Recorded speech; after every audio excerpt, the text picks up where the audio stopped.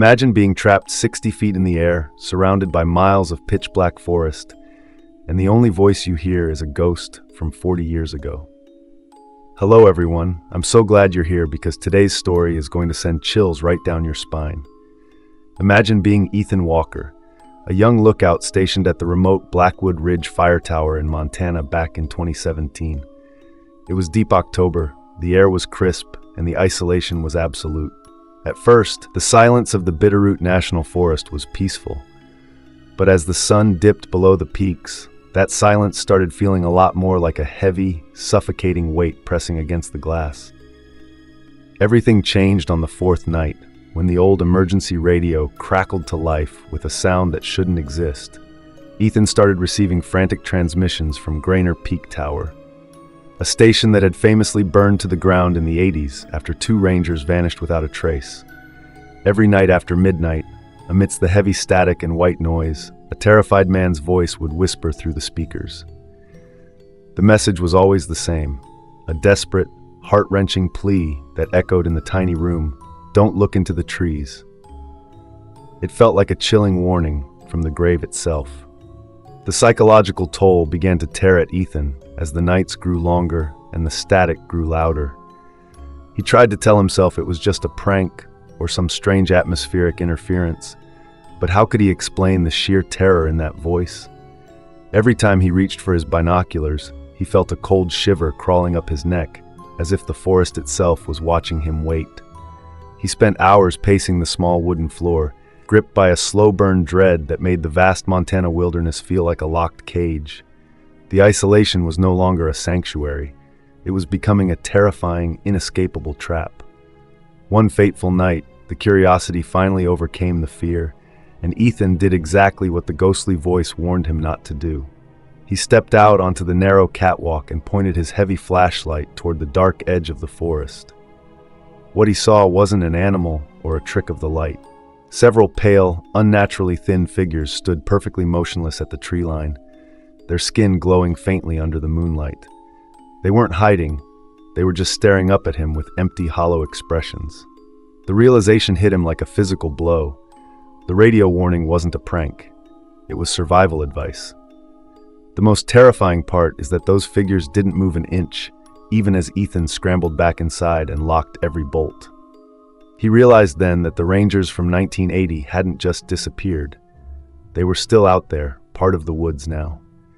If you ever find yourself deep in the Montana wilderness and hear a voice on the radio, my advice is to keep your eyes on the floor.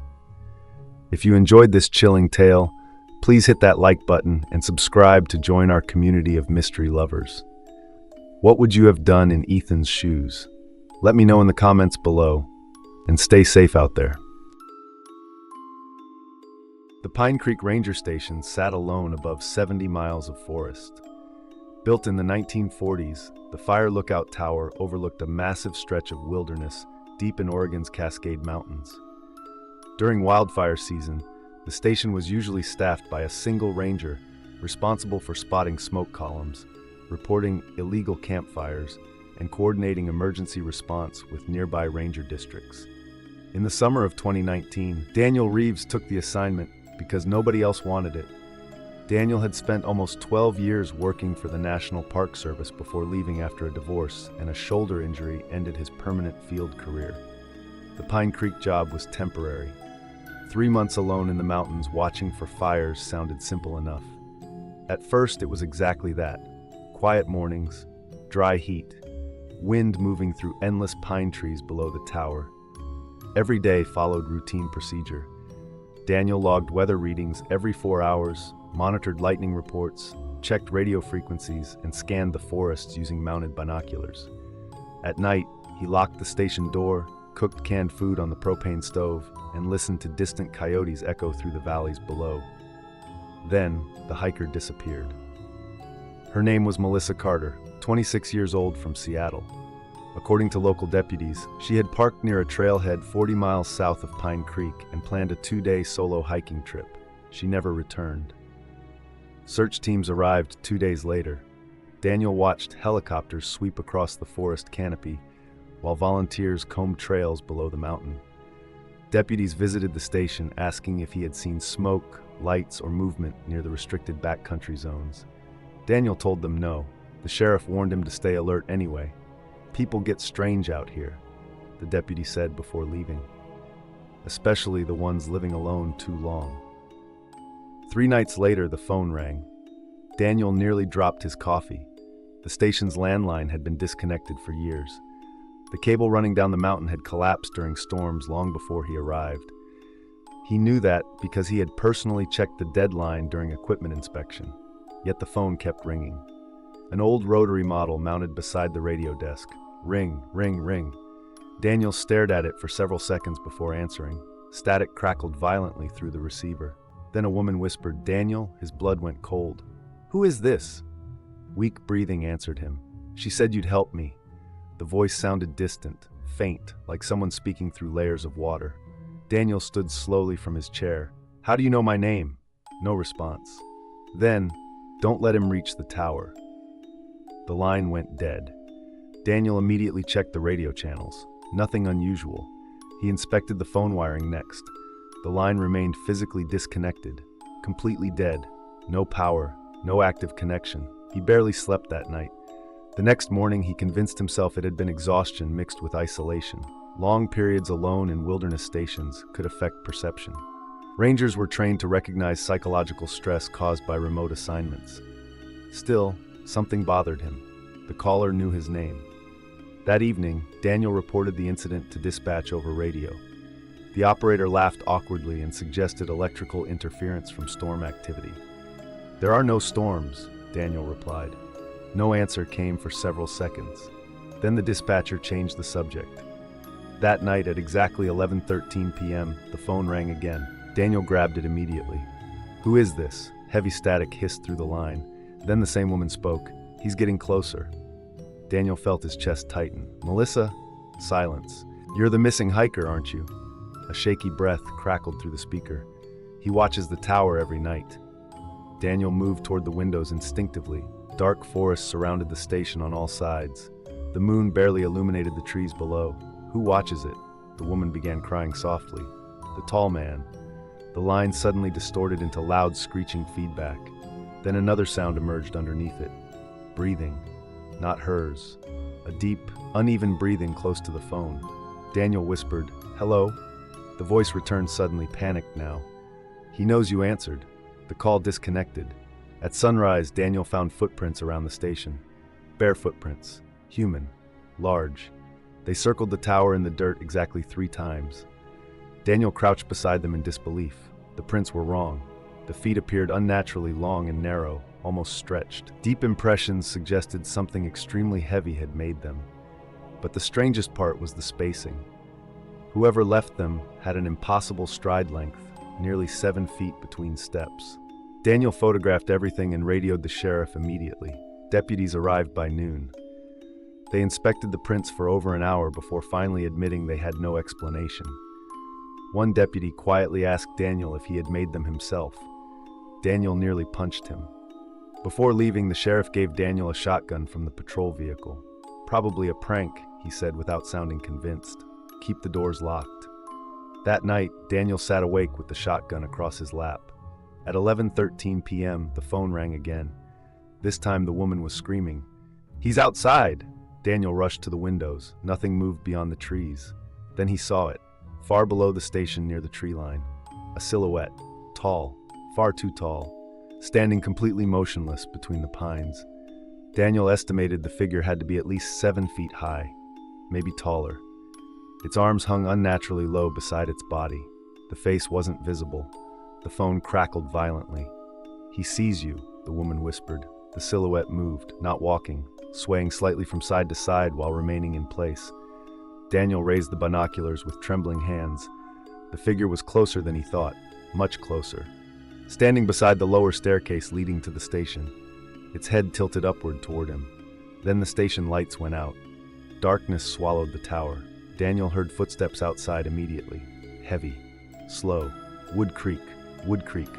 Someone was climbing the stairs. The disconnected phone remained pressed against his ear. The woman whispered, "Don't let him inside." Daniel grabbed the flashlight and aimed it toward the door. The footsteps continued upward, slow enough to feel deliberate. Wood creak, wood creak. The entire staircase groaned under the weight. Daniel chambered a shotgun shell. Then the footsteps stopped directly outside the station door. Silence. The woman on the phone began sobbing. "He's smiling." A soft knock came from the other side. Knock, knock, knock. Daniel shouted, "Sheriff's department is on the way." No response. Then another knock, slower this time. The doorknob turned gently. Daniel aimed the shotgun. The wood around the doorframe creaked softly as pressure pushed against it from outside. Then the woman whispered one final sentence. "He made me call you." The line went dead. At that exact moment, something slammed against the door hard enough to shake the entire station. Daniel fired instantly. The blast deafened him inside the tiny room. Silence followed. No footsteps, no movement, nothing. He waited until sunrise before opening the door. The staircase outside was empty. No blood, no shell impact, no footprints, only deep scratches carved into the wooden door. 3 vertical marks, and nailed beneath them, Melissa Carter's missing backpack. Have you ever felt like a pair of eyes was watching you from across a valley where no human should be? It's that chilling sensation that makes the hair on your neck stand up, even when you're supposed to be completely alone. We are heading deep into the rugged mountains of Slovakia, specifically to the Velka Mora lookout tower. In 2015, a man named Marek Kovac took a job there, thinking it would be a peaceful escape into nature. But he soon realized that some secrets are better left buried in the thick mountain fog. Marek was a seasoned forestry worker, used to the isolation of the Polish border, but Velka Mora felt different from the start. Locals whispered about hikers who simply evaporated into thin air whenever the heavy mist rolled in, leaving nothing but empty tents behind. The forest there is ancient, dense, and suffocatingly quiet. Marek's station was a sturdy wooden structure, but his eyes were always drawn to the horizon. Several kilometers away stood a decaying Soviet-era observation tower, a rusted relic officially closed since 1974. It was a skeleton of the Cold War, a place where time and life stopped. The first few weeks were uneventful, filled with the routine of checking trails and monitoring weather patterns. But one evening, as a violent storm began to brew, Marek saw something impossible. A rhythmic, frantic light started flashing from the top of that abandoned Soviet tower. It wasn't a reflection or a lightning strike, it was a deliberate signal. His heart hammered against his ribs as he realized someone or something was inside a building that had been welded shut for over 40 years. He tried to brush it off as a prank, but the signals didn't stop. They became more desperate every night. Driven by a mixture of duty and sheer terror, Marek grabbed his binoculars to get a closer look at the distant structure. The lens struggled to focus through the swirling gray fog, but eventually the image sharpened. His blood turned to ice. Standing perfectly still on the narrow balcony of the Soviet tower was a figure.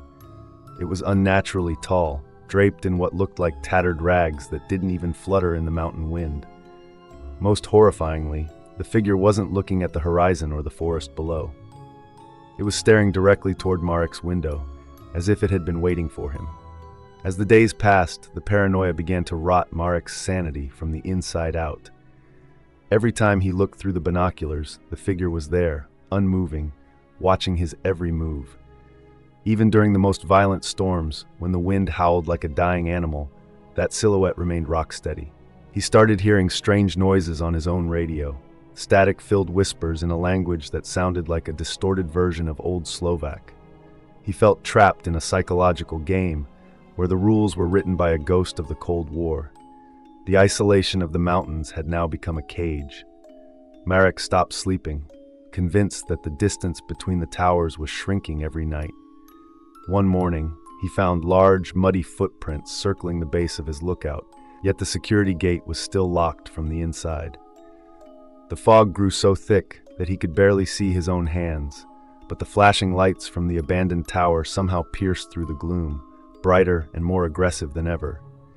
It felt as if the Soviet relic was calling to him, demanding he cross the valley and face whatever was lurking in its rusted shadows. The silence was now filled with a heavy dread. One final night, the power in Marek's tower cut out completely. In the absolute darkness, he saw the figure standing at the very edge of the forest clearing, just outside his window. It was no longer kilometers away. It was right there. Through the glass, he could see the pale, hollowed-out face of something that hadn't seen the sun in decades. It didn't breathe. It didn't move. It just existed as a void in the moonlight.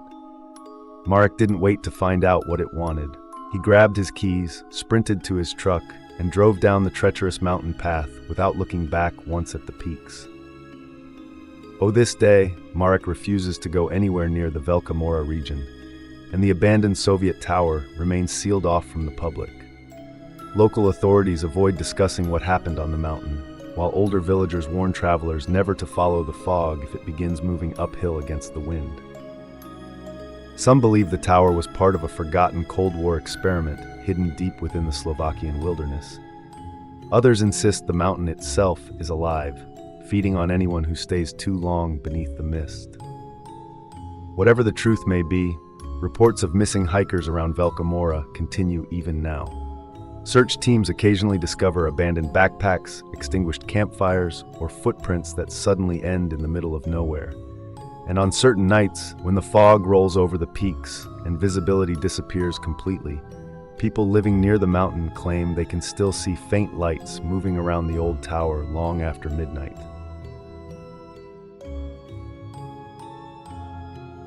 Imagine being miles away from any civilization, perched high up in a wooden tower, only to find a notebook telling you that the sounds you hear outside aren't human. Back in September 2020, a college student named Ryan Mercer thought he had found the perfect escape from the world. He took a seasonal job as a fire lookout at the remote Red Hollow station, nestled deep within the San Juan Mountains of Colorado. It seemed like a dream for someone seeking peace, but the isolation was about to reveal a much darker side than he ever expected. Hello everyone, it is so wonderful to have you back here for another chilling story that might just keep you up tonight. On his very first day, while settling into the cramped wooden cabin atop the tower, Ryan stumbled upon a weathered, handwritten notebook left by the previous lookout worker. At first, he thought it was just a standard logbook, but as he flipped through the yellowed pages, his heart skipped a beat. It wasn't about forest fires or weather patterns, it was a list of disturbing, inexplicable rules. The first one was simple yet eerie: never whistle after sunset. It sounded like a prank, yet the ink seemed desperate, as if the person writing it was trembling with fear while holding the pen. The rules grew even weirder as he read further into the notebook. One instruction strictly warned him never to use the massive floodlights between 2 a.m. and 3 a.m., no matter what he heard moving in the thick brush below. Another rule sent a cold shiver down his spine.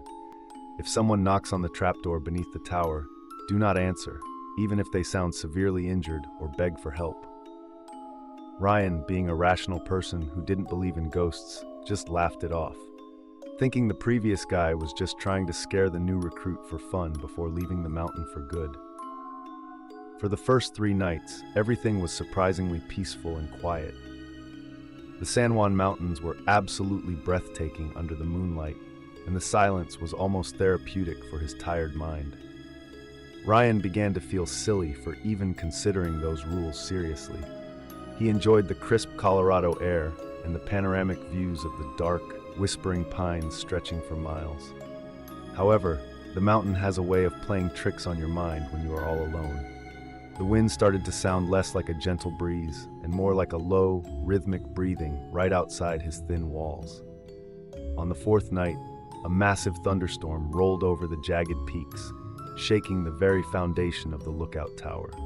Lightning illuminated the twisted silhouettes of the trees like skeletal fingers reaching for the stormy sky. Ryan sat huddled in his chair, watching the rain lash against the glass. Suddenly, the atmosphere shifted. The air inside the cabin grew freezing cold, and for the first time, he felt like he wasn't alone in that tiny room. The silence between the thunderclaps felt heavy and suffocating, making his ears ring as he waited for the next loud flash of light. That is when the nightmare truly started. In the middle of the roaring storm, he heard a sound that didn't belong in the wilderness.